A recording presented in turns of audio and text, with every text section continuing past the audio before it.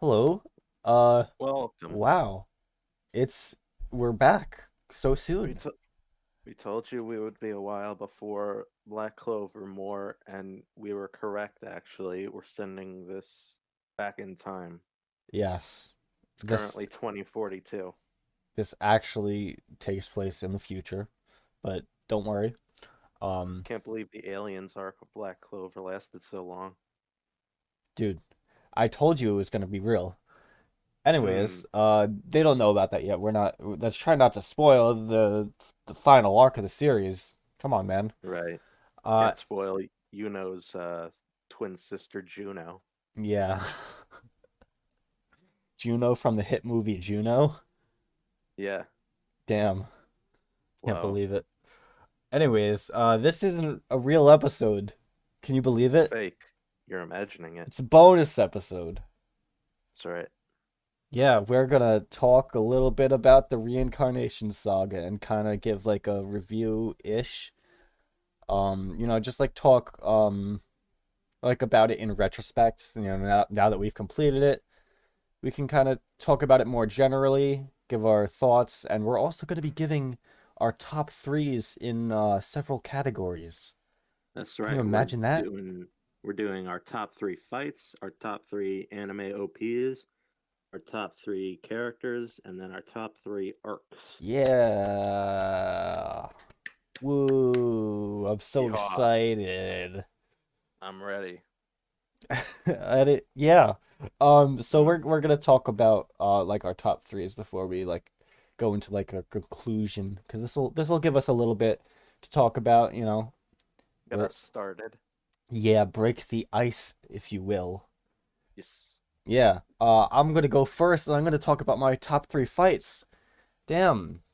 Go at it. I Go at it. yeah, so I'm Go gonna for start with it. number three actually, Do it. because countdown, that's how it works, and that would be Julius the Wizard King versus Patri, or Uh, Fake Licked or whatever the fuck. that is a good one. Yeah, I've that debated is. putting that in my list. Yeah, I had a bit of debate on what my top three of fights would be, but I ended up settling on this for the third fight, number three.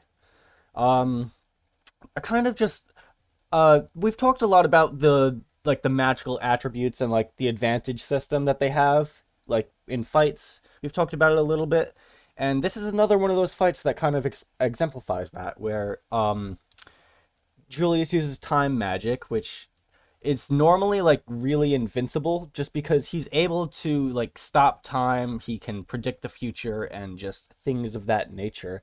And that's like an incredibly overpowered ability, so it stands to reason that only another incredibly overpowered ability would be able to like stand a chance, which is light magic, and it's like Mm, known for being fast. mm. Yeah, so that's pretty cool. There's also the really cool part about the fight is the end actually, where it turned where well, I guess I'm not really gonna talk too much about like the details of the fight, but in the end, Julius's weakness was his only weakness really was that he was the Wizard King, and it just shows off like that Yeah, it's a, it he it, couldn't let he couldn't like let the people die. He had to give himself up. yeah, it shows what being the Wizard King really means, and it kind of gives us like this is what Asta and are aiming for. This is what it's like to be the Wizard King. This is what Yeah, it means. I like the fact that Patry couldn't actually like outdo Julius. He had to get a little underhanded and essentially take the whole kingdom hostage in order to pull one over. It's not just, oh, I was stronger than you. Yeah, in fact, it was the opposite. He wasn't strong enough because Julius is just so overwhelmingly powerful as the Wizard King Exactly. that he had to resort to underhanded tactics. Mm.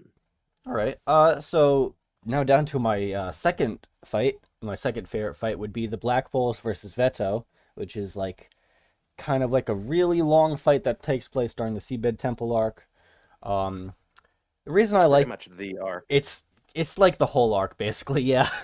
But it's cool because it's like it's the whole like of the Black Bulls. I mean, not really the whole of the Black Bulls, but the anime added some parts. Hmm. Uh, but yeah, it's the Black Bulls like teaming up against Veto. Like it's a team fight. It's not really too much of an individual fight, though. Obviously, Asta, because he's the main character. But still, it's cool. We get to see a lot of teamwork going on. He's the most consistently present, even throughout the phases. Yeah, it's also a pretty big moment for Noelle, obviously, because she finally learns very powerful attack magic, learns how to control her magic to a certain degree. Mm. It's pretty important for a couple of other characters too. Like it's not just like, well, a lot of it is we see that Asta has changed the Black Bulls up to this point. Like he's convinced them all to not give up and to just keep fighting. He's inspired them to a certain degree. And like that's really kind of what this fight is about. It's about Veto's trying to get them all to despair. He's trying to get them to give up, but because of Asta and because of Yami, they just don't. They don't give up. They're inspired to keep fighting, even in Yeah, such like overwhelming power, in the face of such overwhelming power. it's a good time. Yeah. Uh Now down to my favorite fight is actually the Asta and Yuno versus Licht fight that in the anime was actually episode 100. Would you believe it? It's very I cool. can't. Yeah, and seeing as it was episode 100, the anime added a ton of stuff. Well, it didn't really add stuff. It more just like changed the scenery and just made it cooler. I think it added a little bit, but it was Yeah, very epic there in was the some anime addition. compared to the manga, though. Not to I say the can, manga, yeah, not to say the manga was not epic, but in I, any I case, can agree with that. Yeah, you they know, added a lot of pomp and circumstance to it. yeah. So back with the Black Bulls versus Veto fight, I mean, I talked about how I like the teamwork aspect, and that's also here, in this fight with Asta and Yuno. Um, you know, it shows that they've been fighting together for a long time. They've been friends. They're very close. They're like brothers, Hmm. and so they know when there's an opening, when to do their part, and like they have Mm. this absolute belief in each other.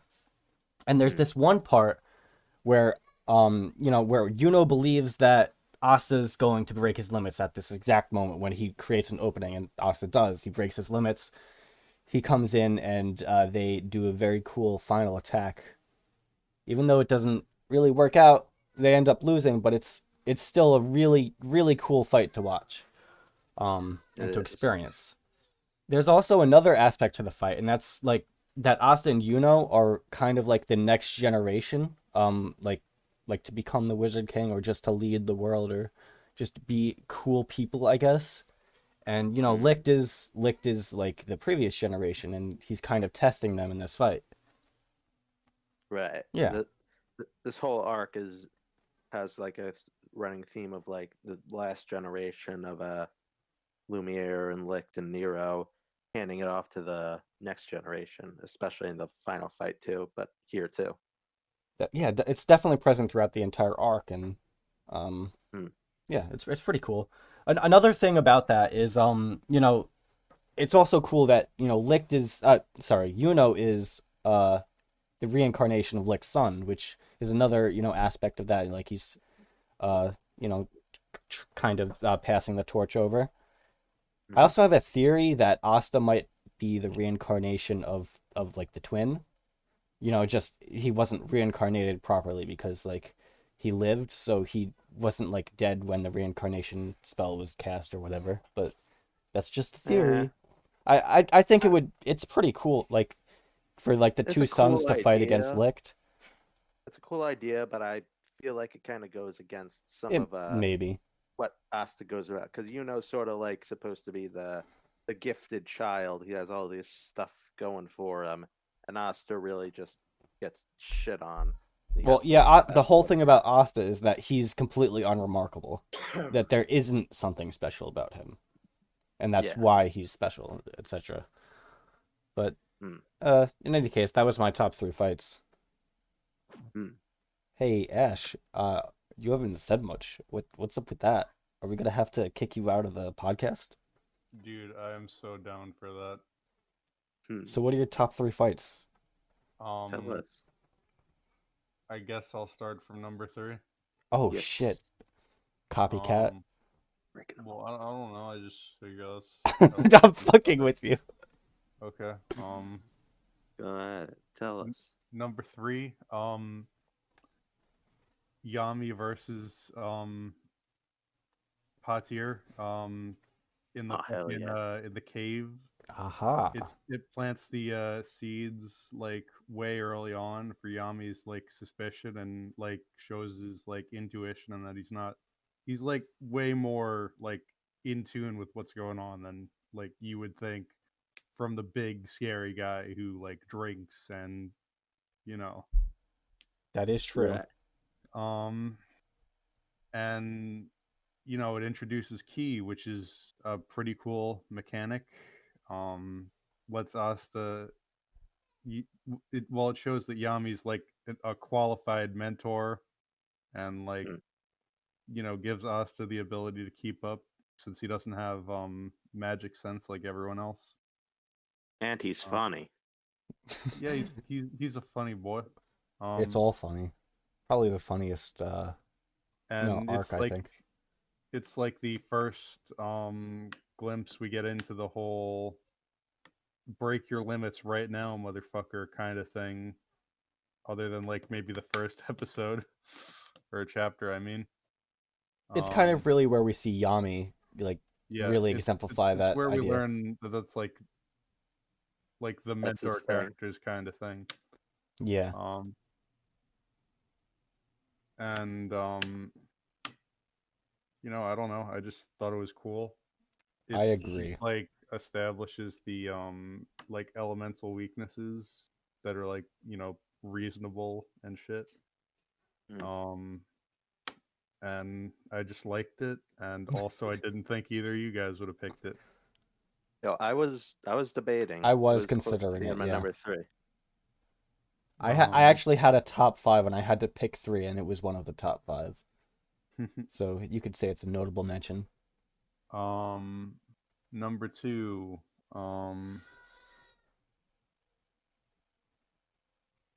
Probably. I don't know if you guys noticed. I didn't write anything down. Yeah, I was gonna say, a little Number off the cuff, 2. aren't we? I'm the same way. Yeah, I don't. Whatever. Number 2, the G Spot versus the Sally Squad. Oh yeah. It's just a fun time. I like. You like Henry? We're getting. Well. Oh, yeah. Are you not including that part? I mean, it's like in there or whatever. Okay. Oh, it's Gordon, isn't it? It's Gordon. It's gotta be. So I like every character here except for Gauche, and and like I'm indifferent to Voltos, but it's just a real fun like big old pot of characters that mostly hadn't interacted yet. Yeah, you like to see them interact. And like it hadn't done much in a while. Yeah. And it reminds us that like Gauche is actually like trying to be people's friends now, even if he doesn't really realize it. It establishes or if it doesn't seem like it. That Gray is like she knows she's still like uncomfortable like being her authentic self, but she knows that her friends like care about her and want her to be able to be comfortable like that. Oh shit. And like we finally get to see fucking best goth Gordon fucking show off his rad ass magic. That was really cool. Rady's new zombie has a funny name, and like a cool ability. And we eventually end up beating Henry. And he's a fun boy, nice lad. We get that showdown of Raging Black Bull versus big old sticky salamander. Who doesn't love a kaiju battle? And it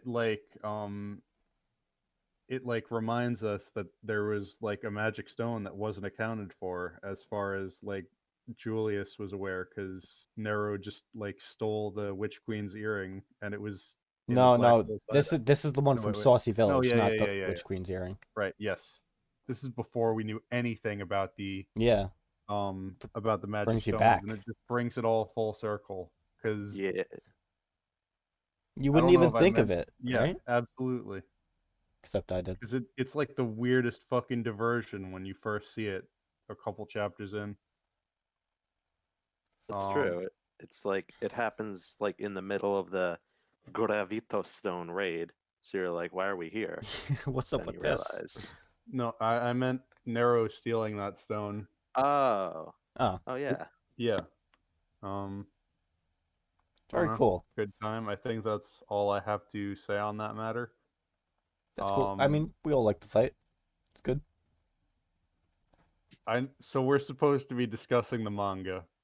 If we were discussing the anime, I would say I would possibly have put Universe's Real somewhere Wh- on here, What? but Universe is real? yeah. yeah, it was really cool in the anime. We're counting the anime too. I mean, we're talking about OPs after this. No, shut up, fuck you. Number one is obviously the Black Bulls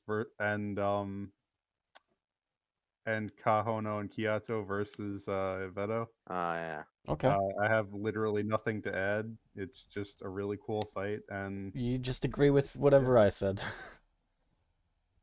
yeah, totally. Well, that's cool. I So hope Mike, what do you got? I hope you guys know I have two sock puppets on, and I'm moving their mouths in time with when you guys speak. Are you secretly Gordon? I'm not even joking. I was actually doing that while you guys were talking. That is amazing. And creepy. Wow, Mike, are you, as they say in Bleach, mentally crippled? Jeez. You can't be saying that. You're gonna get us demonetized. We watched Hellverse earlier today. Good Oof. times. Good times, good times. People go crazy in hell, and the guy who was explaining it said they're mentally crippled, and I was fucking shook. Like, you can't fucking say that. I wasn't as shook. I feel like that's not as a crazy thing to say as like regular crippled. Mike, That- you're Anyway, definitely the let's outlier probably here. move But- on. That's fine. I'm disabled. I'm allowed to say It's it. true. You have the disabled pass. That's right. What are your Yep. top 3 fights, Mike? I want to hear about you right now. My three favorite fights in Black Clover coming at number 3. It's the Royal Knights Asta's team versus Longris. Oh That's shit. us. And I really like that fight. Because, Emphasis well, on Longris and not Longris's team. Well, Seke and Yeah. Fragile, they do nothing. That's the They, point. they spend the whole time catching up, and by the end, they're just arrive in time to see the round end. But we have a lot going into this fight. We just saw Longris almost kill Finral, and Julius makes a special exception to let this next round happen immediately. So we're going into it as like hot and emotional as Asta currently is, and like right off the bat, Longer shows up, and it's a real cool back and forth with him and Asta, and then Mimosa doesn't really do much, but she does near the end. But then we get Zora stepping in, and we see his ultimate move of doing the trap magic on himself, and then we get his backstory, which if you saw the previous podcast, you know how much I loved it.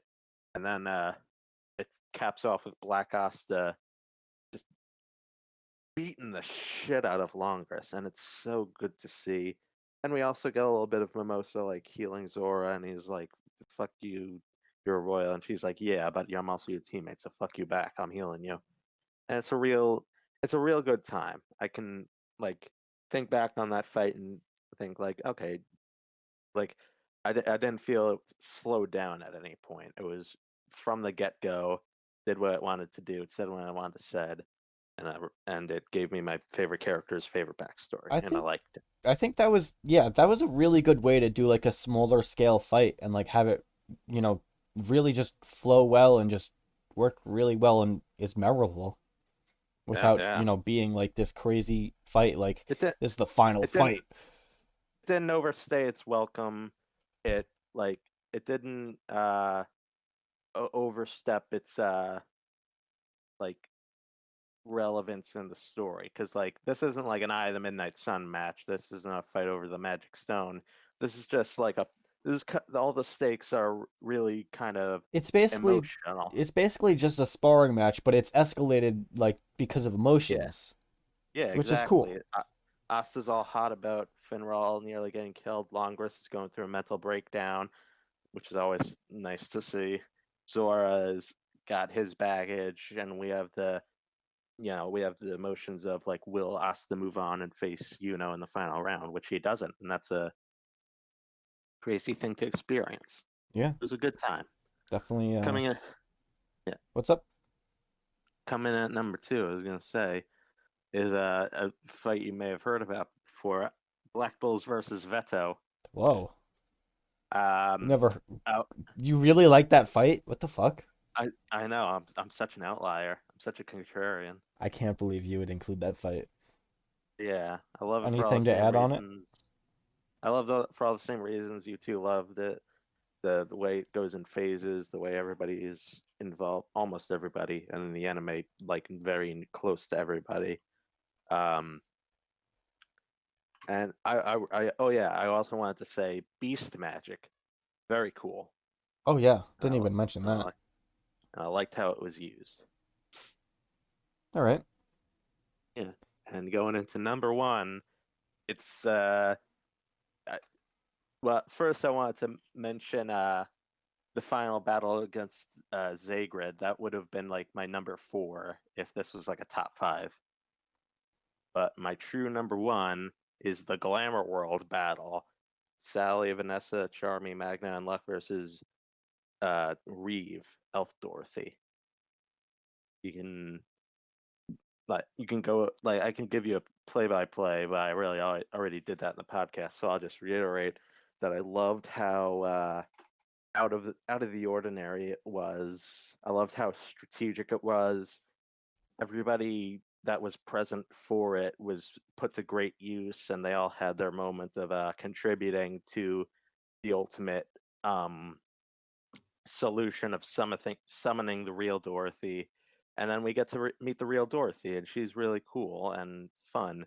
And then we get a really well drawn and in the anime well animated climax of Glamour World going insane. Now it's a really good time.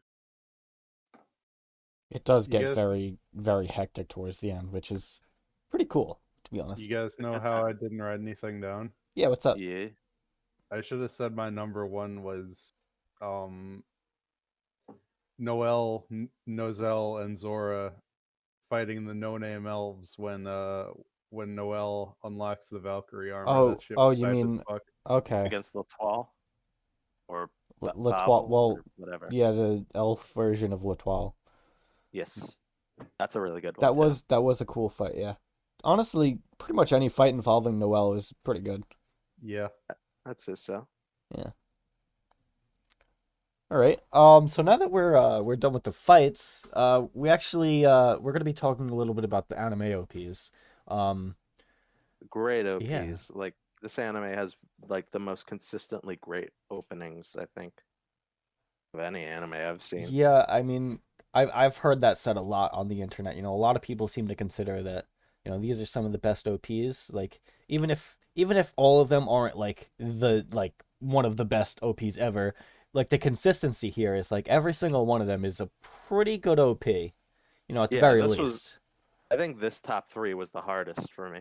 Really? Hardest to I make. had this one set for months, to be honest. But that's just because I listen to them. Like, I have them in my playlist and I listen to them all the time. Hmm. Then Speaking you of, go first. it's my turn. Yes. Holy Go. shit.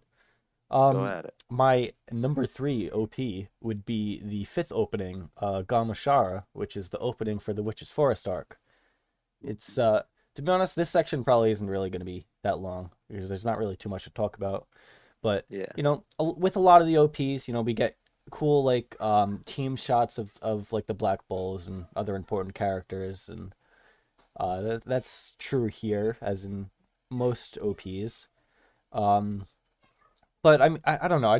I like it seems like this OP is kind of like from the perspective of Vanessa. It seems to be kind of like themed around Vanessa, and Like the lyrics or like the visuals? I actually haven't really read the lyrics in English, but like the visuals and like how it's framed, it seems to be like Vanessa's theme song in a way. I'd really Yeah. like to actually look at the lyrics and see how that lines up, but that's for another time. Anyways, on to the next OP would be the opening right before it actually, OP4, Guess Who Is Back, which is the opening for the Seabed Temple arc. Um, That's a great one. it's just so cool. I don't know. The f- Just I can't That the fu- song. the drop on the first guess. Well, all of the Guess Who Is Back, but Yeah, especially the the first one, drop is cool. It's like makes you want to bam.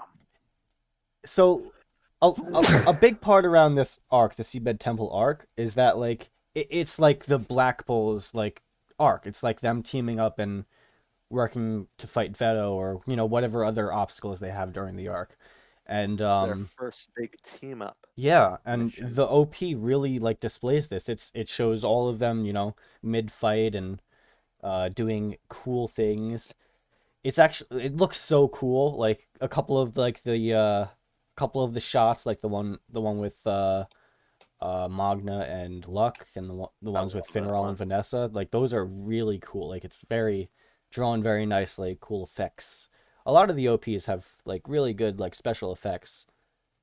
It's like Black Clover is just really good with this. I don't know. They've gotten so good. Hell yeah. So my favorite OP is actually OP10 Black Catcher, which is the final OP for the Reincarnation arc. It features, And uh it's for the Heart Kingdom arc too. a little bit. Yeah, it goes into a little bit. There's actually fun fact. There's actually 3 versions of this OP. It's And the interesting. first two are like the same. They're like the same, but like with a little bit of different coloring, and it's very very slightly different. Anyways, Yeah. it like features Nero and Zagred for the first time, and Lumiere, and like it's like the OP that plays during the fight against Zagred. So it pretty much only incorporates all the characters that were involved in that fight, which is Asta, Licht, Lumiere, Zagred, Nero, Yami, and Charlotte Charla. Yeah. So and there's the Patry. Oh, and Patry. Fuck, I forgot about Patry. Damn, I'm gonna burn in hell.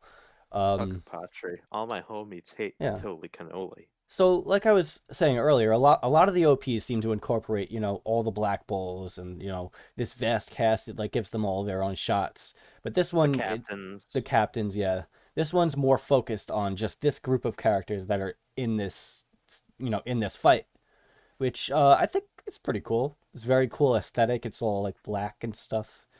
Hmm. And it also, earlier how I was talking about Gamashara is kind of like Vanessa's theme, and Guess Who Is Back is like the Black Bulls theme. This I would consider to be Nero's theme, because it's like it seems to also be kind of framed around her and like her plight with Lumiere and everything. And then the Heart Kingdom variant, like, kind of portrays her like coming into the Black Bulls a lot from her Yeah, which is POV. a big part of her And it's got- character. Plus, it's got a lot more color. The colors return to her life now that she's really with the Black Bulls. Now that she's moved on to the next stage of her life. Yes. Hey Ash, it's your turn again. Yeah. Damn, I can't believe it. Whoa. Number 3, the first one. Haruka Mirai. Number 2, the Seabed Temple one. Guess Who Is Back? Yes. Number 1, the one where the little Japanese lady metal screams the name of the show at me. That is Just Add That's, Ice. Just Add Ice. It's the OP for the First the OP for Reincarnation. and Yeah, the yeah, end it's of the like the Royal Knights. Gravido Stones arc, basically. I like that one too. You know why I like that one? Because the tiny little Japanese lady screaming at you. Yes. We all like that, yeah. I was close to adding that. Yeah, mine. I like them all so much. It's So really hard to decide. my number one pick is it's probably not the best one, but it checks out in my memory because when we would watch it together, when my first time going through the story, I would fucking sit down and stare at you waiting for that part and scream along every fucking time. True. Black Clover. Black Clover. There's also the song Black Rover, which is OP3, where they also scream Black Clover, basically. No, 'Cause they're screaming Black Rover. Yeah. Come on. It's Stupid. Black Clover. That's what No. it's supposed to be. They just called it Black No. Rover. It's Oh, pretty racist, am I right? no. Yes. No. Mike, what is your third favorite anime OP? I'm very curious. No. My funnily enough, it's Black Rover. Holy shit, I can't believe it. It's like I Yeah. planned that or something. I actually No, didn't plan it. I did not plan that. But yeah, my third favorite is Black Rover because it starts out all mellow and stuff, and then it goes crazy once the fighting starts. And I really like the singer's voice. I like the way he says those funny little English words. I like seeing Yami versus Patri. I like how that funny little man says Black Rover. You sound like an 11-year-old giving a presentation on a book he's never read. I Boy, do I really have like memory for this doing that. book because this book taught me about book. Number 2, Black Catcher. Really like it for the reasons. Really? Me too. The reasons you said. I like how it's focused on just these handful of characters. I like the aesthetic, all the grays. I love the spinny shot around Zagreb. And you wanna know what my favorite part of it is? It's in the third one.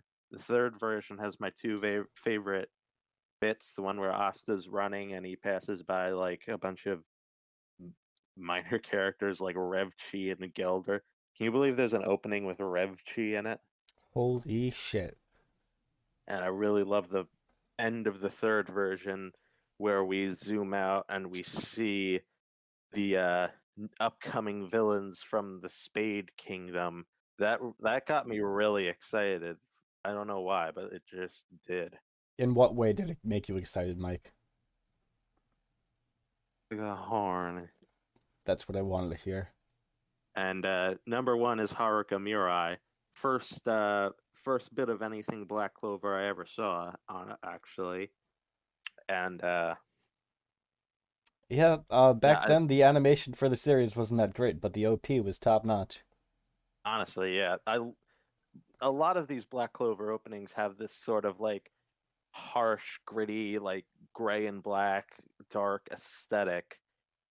Like, but most of them have it at some point in the OP. Sometimes it'll be like a good, like most of it. The first one is like all over the place, all of it. I love how when it pans over the characters like the Black Bulls and the captains, we get like their names written out in script. I like So if you have good eye, you can kind of pick it out and see who they are before we even meet them. I don't have a good eye. Thanks for mentioning Yep, it. that was the point. That's the joke. And You're blonde. And I also love the little section of grimoire-less, magicless Asta running after Yuno on the broom and trying to keep up and failing. But then we cut straight into, as the chorus kicks up, we cut straight into him on the Black Bulls, him on the broom with Magna and Noel, him seeing all the Black Bulls, and it's really great. And just to mention the lyrics, I love the lyrics because like they're very reflective of what's going on. Asta's like place of mind and like the themes of like working hard to overcome your limits and overcome the limits of how you were born in order to make something of yourself. If Love anything, it. I would call this Asta's theme. You know, like how I've said some of the other Hell OPs yeah. were themed after other characters. This is Asta's theme. Especially Definitely. since they keep bringing it back for the different fights, like Yuno versus Licht Yeah. and the fight against Veto. Yeah, Or Yuno and fights him that. versus Licht. And notice it's only fights that involve Asta. You know, even other like very climactic fights like Julius versus Patri, that doesn't get the OP, even though it's a very important fight. But Yeah. it doesn't involve Asta, so it doesn't get Asta's theme. And Zig. Who would think? I think it's just for like fights that Asta has the final blow in, even though Yeah. with Licht it failed. But it's a good time. It Real is. good It was cool. Very cool. I always love coming back to it. Damn. Now we're on to characters now. Damn boy. Oh, I get to talk yeah. about all the hot anime babes that I really like. oh yeah, same dude. I Yeah. have all the babes like oh, I only have one babe. Man, Wait, no, I have 3 because the dudes are babes too. in this series. nice. Hell yeah. Mike, Yeah. are you live coming out as bisexual? I'm coming out as Zora sexual. Damn it, Mike, you can't spoil it. Eh. You're telling they- everyone ahead of time. They know. They know who I'm about. My third favorite character is Dorothy because she's really cool and she's also mysterious and I like her power. It's like pretty cool. You know, she can she dreams and kind of like imagination, kind of similar to some other characters I know of. It's very cool. But tell me this, why can't Dorothy dream up a past for Lava Girl?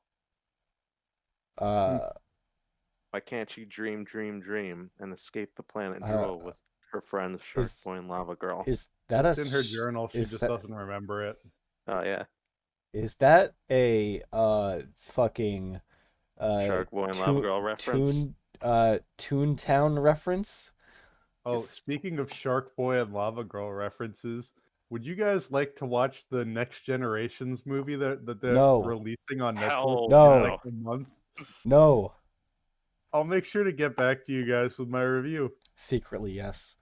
Anyways, I like Dorothy. Yeah, she's got that cool like energy to her. She's all energetic and cute. She's like a pop star, and it's cool and everything. Just it's like my favorite line from her where she talks about how she'll use Glamour World to suck up enemies and torture them. Yeah, I love that. It's amazing. Anyways, I also And then like she- what? And then she says her famous line to Julius after Rill steals her dream journal. She's like, "He ruined my dream journal." And Rill's like, "I did not, Mr. Nova Chrono. Take her to the king's office and have her expelled." Was My that God.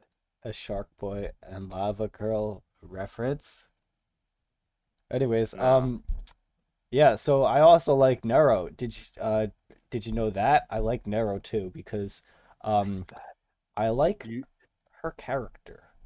I actually like her character. It's not just she's cute, although she is also cute. Yes, that is true. But I You mean, you like the bird, I like the bird. No, no. or are you talking about Secker? Shut up. Get out of here. You want Sekiro on your backer? I like Nero because I mean like she starts out as like a seemingly talentless noble and like in like a similar way to Asta, she's kind of considered to be defective. And through the help of Lumiere, she gets stronger. Lumiere is kind of like the previous generation of like Asta. He's similar in many ways. And he helps her get become more confident in herself. She gets stronger.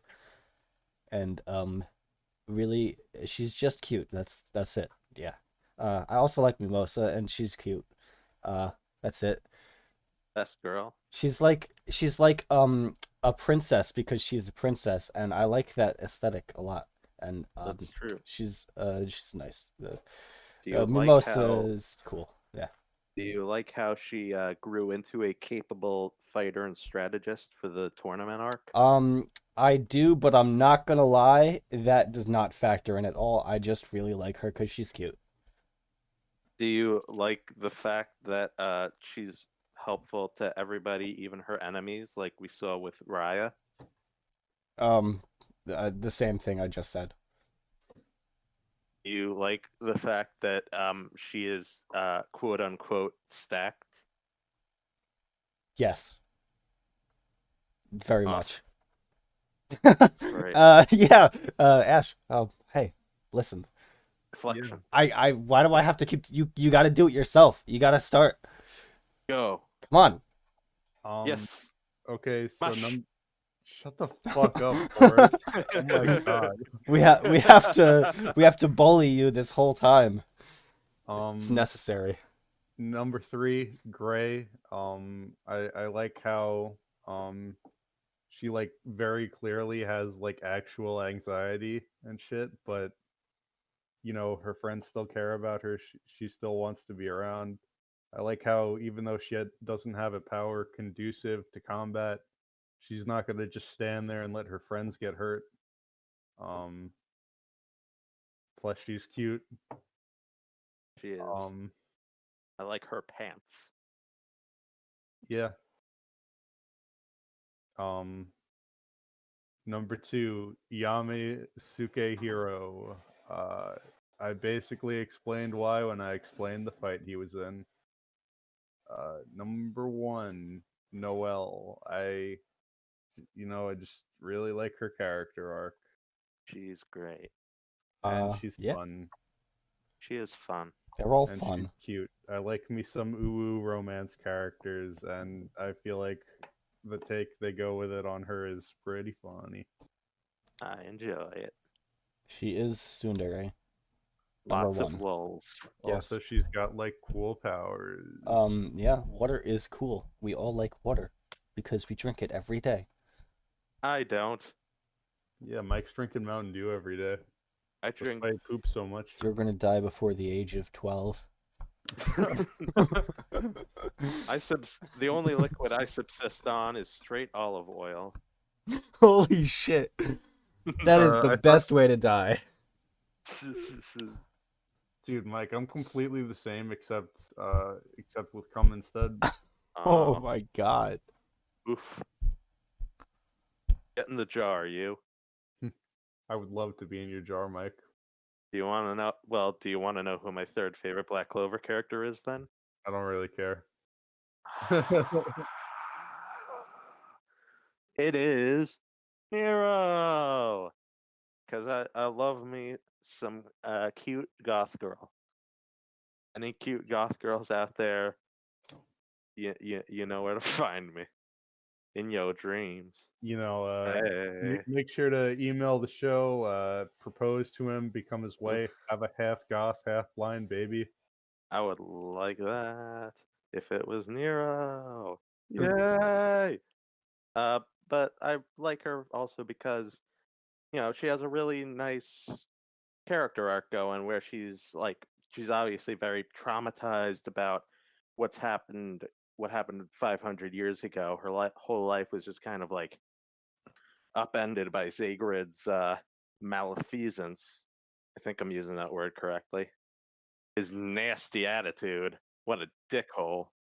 And she puts in so much time to making sure things go well, and then she admits that she tried to use Asta, but over time she began to believe in him, and now she's a black bull, and she's got a new lease on life, looking after her baby boy Asta, and it's nice to see. I'm glad she's in a better place, and it's really nice. I like that. If she had crumbled away with Lumiere, then that would have been, I guess, fine. I wouldn't have been surprised at all. But the fact that that Lumiere told her to keep going and see what else she can do in this world, see what else she can affect, is a really nice sentiment. I like it. Coming in at number 2 is Yami Sukehiro. Love that guy. He is hilarious, and at the same time, he is badass. He is a really, really great mentor character, and even beyond just being a mentor, he is very cool on his own. and he's got cool magic. He's got cool smoking. He's got cool poops. His poops must be very relatable to We you. all love poop. Yeah, Mr. Shits. Yeah. And I really like how take charge he can be when he gets his shit together, so to speak. Like in the Seabed Temple arc and the Reincarnation arc, you can really see why he was chosen to be a leader. You know? Hmm. And then, coming at number 1, big surprise, it's Zora. You know it. What? You know it. I thought Oh, it was look. Seke. That's he it was a big debate for me. Zora on one hand, Zora, on the other hand, oh god, Seke. What In about the the end, third hand? Ben that's thought. no, the third hand was reserved for Afro and Fatty. Ah, gotcha. Oh, 2 on one hand? Damn. You're, That's strong. yeah, you are strong. But I had to go with Zora. He's got a great design. His role throughout the Royal Knights arc was really well done, really great. I love his past. I love his power set, and I love what he brings to the table in terms of like the story. Because as I went over on the podcast, all of the problems he has with Magic Knights, they're corrupt. They abuse their power. They're they like go into fights thinking they can just like brute force their way through with their huge magic. They just kind of assholes. He's right, and the story never like goes against that. And Asta has to accept that. Yeah, he's right. He could just be less of a dick about it, and he does become less of a dick about it. And now he's one of the main guys, and I love his cool teeth. And that's We all Zora. love his teeth. Yeah. Whoa. Mike, It's do you have nice. do you have anything to note about how Zora doesn't have nipples? They're just very high up. I'm still kind of Yeah. reeling by the fact that Zora was your favorite character. I know it's out of nowhere. Yeah. Hey, Yeah, dude, I really thought it was gonna be like Lotus. yeah, that old man. I'd say he's in like my top, like I don't know, maybe 10. I was actually considering Lotus. Cause I was, Lotus is- Really? yeah, I was having this huge like thing where I was trying to find like actual male characters that I actually liked. It was really hard. I like Lotus. Lotus is cool. You got your mind on the titty and the titty on your mind. Well, it's not Just that I throwing don't it. like the male characters, but they're outmatched, one can say. They Damn, don't have Dylan- enough titty. Dylan Yeah. Dylan out here thinking with his one big blue ball. Yeah, that's true. What's left? What's next? What's left? We're gonna talk about our top 3 arcs. Ooh, story arcs. This is gonna be a good one. I don't think so. Okay. I guess we'll find out, won't we? Yeah, I No. like. So my third favorite arc is actually the Royal Knights arc. Oh my god. Whoa. Yeah, Ew. it's like it's a tournament arc, and we all love tournament arcs, don't we? It's got I I sure don't. cool. It's got But I like cool this one. fights. It's got cool Mike. powers. It's got Mike, Zora. Mike, is that like a general stance you have? Or are you like exaggerating? I'm exaggerating. There's just certain tournament arcs that I really don't like. It's hard to do it right. Yeah, okay. Coming for you, Metche fans. Coming for you. Yeah. But go on with yourself with your. I Royal mean, Knights. you know, I like the clash between Finral and Langris during the tournament. Well, I mean, by extension, I would also include Asa's fight versus Langris because it's kind of like an extension of that. But I don't know, it's cool to see like, you know, brothers clashing, and it's been built up, you know, since the Witch's Forest. since the Witch's Forest, you know, the start of that arc. And you know, we kind of see it all come to a head, even though it's still technically not over. But you know, we learn it's maybe it wasn't really Langris the whole time. Who knows? I mean, it was pretty cool. Like, And we also get Asta never actually got to fight with Yuno, which it was set up at the start of the arc that they wanted to fight each other, like they were going to meet at the finals and fight.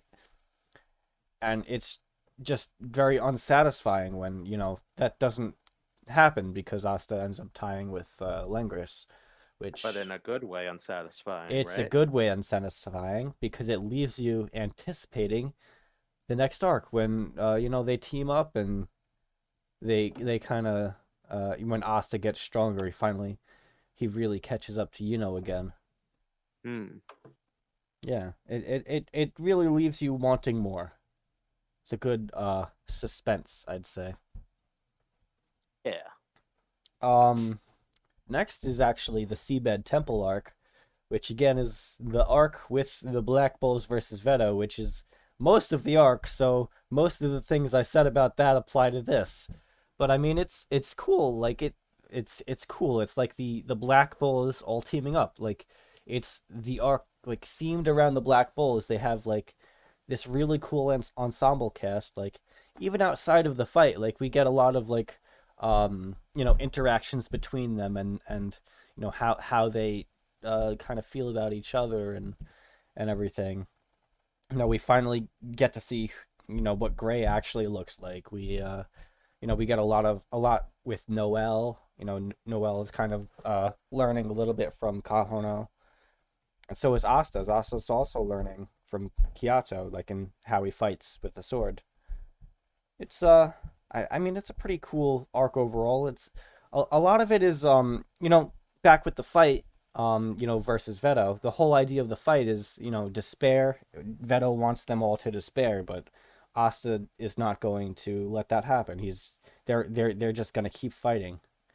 And that's kind of like a running theme for this arc, cuz even before then, before Veto showed up, they were fighting, new foes, and the whole thing was they weren't going to give up because they're the Black Bulls. So I like this arc a lot, I don't really have too much else to say about it, but the next arc is actually the Witch's Forest arc, which is the arc following this arc. Back in the Seabed Temple arc, it gets set up that Asta breaks his arms to fight Veto, to defeat Veto, and in this arc, he broke his arms. He paid the price for resisting fate, for just not giving up. He laid bay his desire to keep fighting and not to give up, and now he has to deal with the consequences. And so he loses the strength of his arms. He breaks his arms, and the whole idea of the arc is they all want to find a way to heal Asta's arms. All the Black Bulls, they've been changed by Asta. Asta has influenced them all in different ways, and they all respect him as their as a member of their family in a way.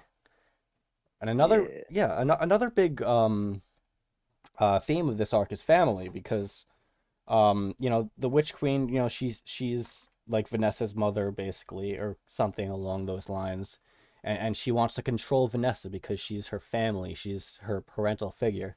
But Vanessa doesn't see her as family because she never treated her like it. But the Black Bulls have, and that's kind of what it's about. There's also the idea of family, or love between Mars and Fauna, because there's also the dichotomy of love and hatred, with Fauna, which is similar to Veto, who has despair and hope as a dichotomy. It all just kind of comes together. Like it makes sense that these different themes would be together. Like they make sense together in a way. I agree. I really like this arc. That's pretty much all I have to say on it. So Then move the heck on, baby. who's next? You. I wonder. Oh wait, that was your first. It's me. Yeah. It's Wait, me. no, it's not. God damn it, Oh, Mike. it's not me. You're ruining everything. Ash, go, please. No! End this fool's misery. Uh, Uh, I guess if you the want, you Radius can wait. arc, I liked the cool zombies. I liked meeting Fuegolia, and I liked getting set up for the Eye of the Midnight Sun. That was a good one. That's all I have to say on the matter. Did you like seeing Asta telling off all those stuffy ass nobles? Yeah, this is pretty good sign of his character and all that. I liked you know, Seabed Temple. Good time, fun fights. We see a lot of cool combo magic. Oh yeah, that's the first time seeing combo magic. Yeah. It's pretty cool.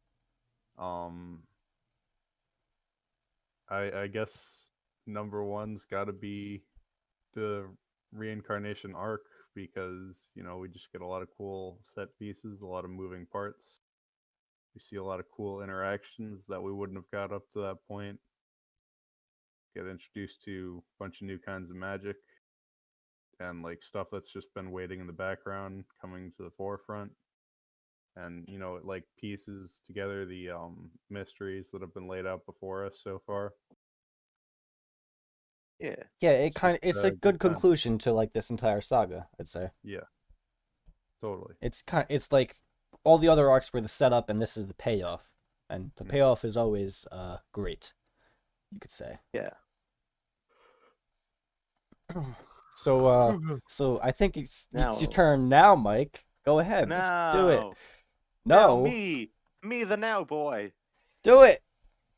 Well, I had Seabed Temple up third, and we've already talked about it to death. So I'm gonna use its spot to talk about a special mention I have, which is the Heart Kingdom arc.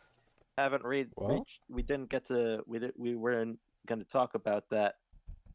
Didn't get to talk about it in the podcast, but I'm looking forward to the day we do because I really liked that arc. I loved all of the world building it did. I loved seeing the chapters of them finding out clues about devils and shit. I love seeing Gordon's family. I loved that chapter with Dorothy and Noelle talking. I loved all the stuff with Charlotte in that arc, and I loved seeing the Heart Kingdom. It was a real nice time, and Definitely a good change of pace. And I love Lola Pechka. Oh, haven't heard you talk about that. She is great. So well, cute. yeah, she's got big nerd glasses and is a big nerd. She's Mike's swirly glasses. What a seen concept! that before. What a concept! It. Do you like her just because she has glasses and you also have glasses? Is that it? Yes. And I also liked the trial and the way that everybody busted in to save Asta and Nero. I like the Nero stuff. Epic. Pretty dang cool. But yeah, that was my special mention. I'd say that's my number 4. Seabed Temple is 3. Number 2, I put the reincarnation arc because everything just kind of came together there. We got lots of really great fights, and because of all the setup that happened, we were able to just jump in and get a lot of new stuff based around characters and concepts we already knew individually. Yeah. But here we got to see them all come together. It's a real good time. It's really just a lot of stuff packed in, like real tight, just one thing after the next, action to action, payoff to payoff. I love how it's all kind of like segmented, at least in the manga. It's pretty cool. You get to follow Asta around for a little while, and then you swap over, and the timeline gets a little wacky, which is always pretty cool to piece together in your mind. Yeah, it's pretty cool. And my number 1 is Royal Knights arc. Whoa! Yay! You also liked it. I love cool mask jerk. I forgot his name. Who is he? Mask Swallow? jerk. Goron, that's his name. Goron. I love Goron. Are you talking about X? talking about Zora. It's a Oh. Zelda joke. You probably don't get it. Oh, I'm so far behind. I was gonna say Deku, Listen, but I don't actually like Deku. Zelda is like my favorite gaming series, and I didn't get it. I'm gonna, I'm gonna, Stupid. I'm gonna commit not alive. Okay. As soon as we're done Oh, recording Dylan, take this, me with you'll you. never see me again. But yeah, I love Zora. I love what came. I love the different like growths from characters like Mimosa and Klaus. I love Noelle standing up to Solid. I loved just the format of the tournament itself. Lend it very well to the way I think tournaments should be set up. In that, like, make sure everybody the audience might care about, is treated well and treated with some respect. And I liked the end wasn't just like, oh, it's Asta and in the finals. Came close to that, but that's not how it happened, and that was a nice bit of something. It was a nice spin. Yeah. Yeah, very cool. I'm sure that'll happen at the end of the series. Probably not, honestly. It's probably gonna be like, we're gonna fight, and then I don't know, like dies or something. I don't know. Maybe. Falls onto his seppuku sword. Yeah. Maybe just becomes really horny for Asta, and they make love and not war. Yeah. Asta's like, I'll be the wizard king, and you will be my wizard queen, and you, Noelle, you will be the lizard king. I was thinking more about like the wizard jester. She has the pigtail. She could attach some bells to the end of it. Jingle around. A jingling fool is she. Anyways, that's all our top 3. So let's end it. Let's conclude the video by let's conclude the video by talking a little bit just about the Reincarnation Saga as a whole. Yeah. Wow. I noticed a couple of different themes like going on. There was the one with the 3 clovers, like the 3 parts of the clover, which is it's like hope, love, and I think the other one is trust. Is it, or is it something else? Lust. No, it's like the alternate to disloyal. What is that? Loyalty. Wait, is it loyalty? Or maybe it's faith. Oh, it is faith. Yeah.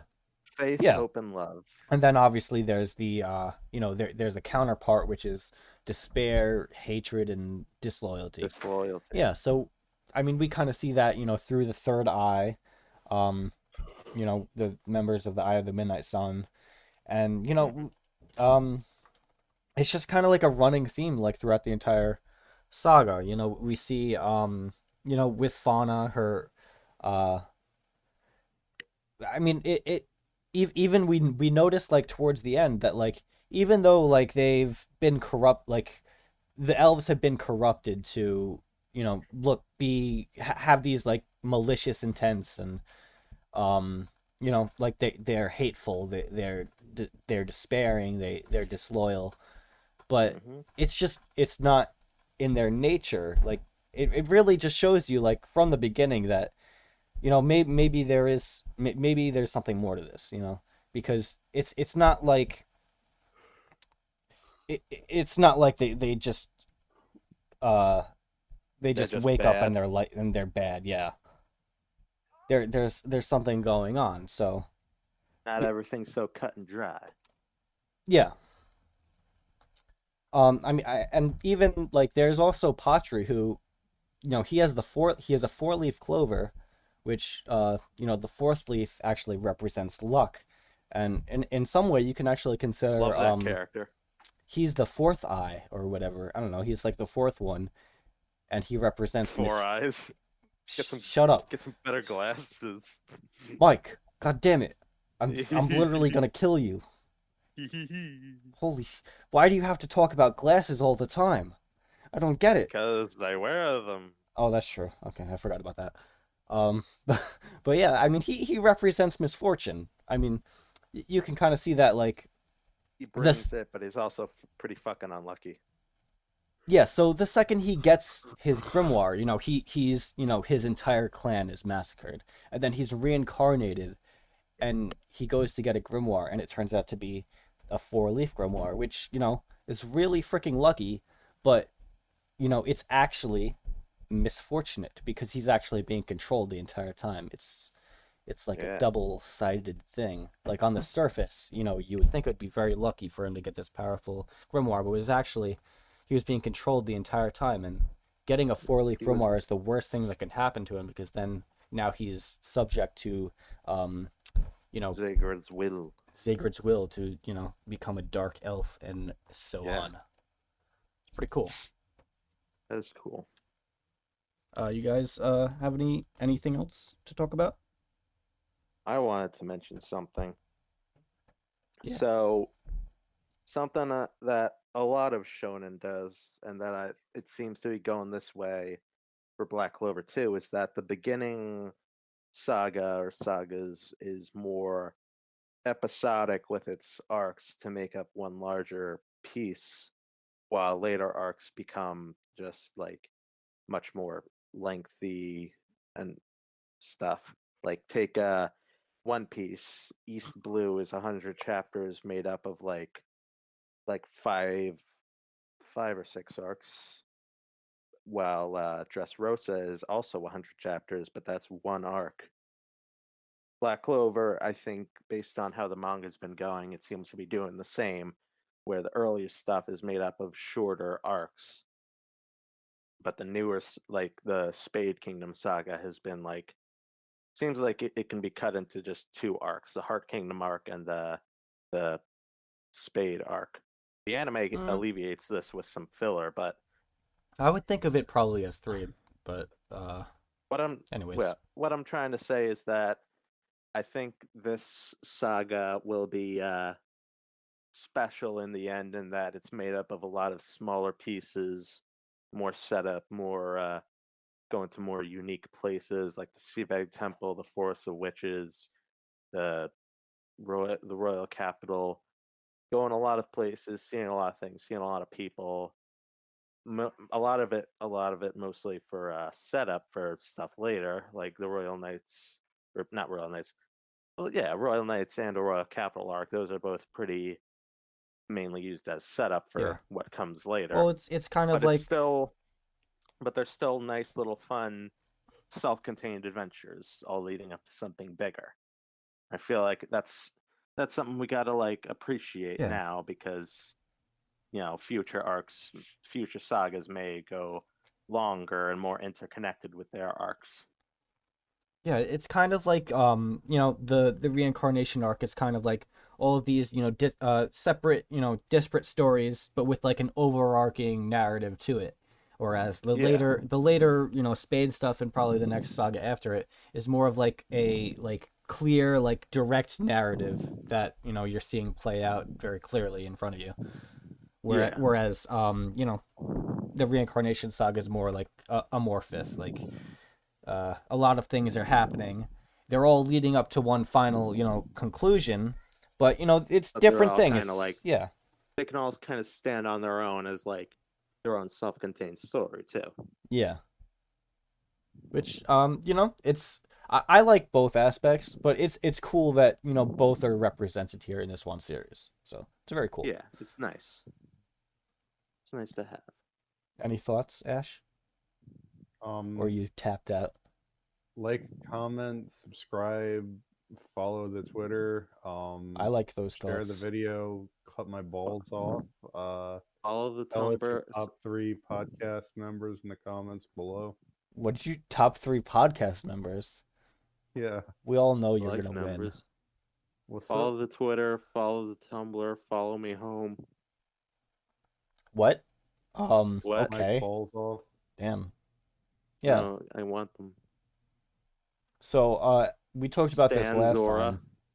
But so like we said, we are done with Black Clover for now. We'll get back to the Spade saga, in the future when that's done in the manga. But we're reading JoJo now. We're moving on. Yeah, we're moving on. Next week actually, from when this video goes out, the next week, that Wednesday, is when we'll have the first episode of JoJo. Oh God. Yeah, we're gonna cover part 1 of JoJo, the whole thing. I'm so not ready to do that. Yeah, I haven't even started reading, but I kind of wanted to get this over with so that I had I clear my mind of Black Clover and focus solely on JoJo afterwards. It'll be fun. Look forward to it. Yeah. I am excited because I've not experienced JoJo and I want to know what it's all about. It's gonna be fun Yeah, It gets pretty bizarre. I'm sure it and does. adventurous. Yeah. So I guess we'll talk to you guys next week. See ya. Good time. Bye bye. Oh no.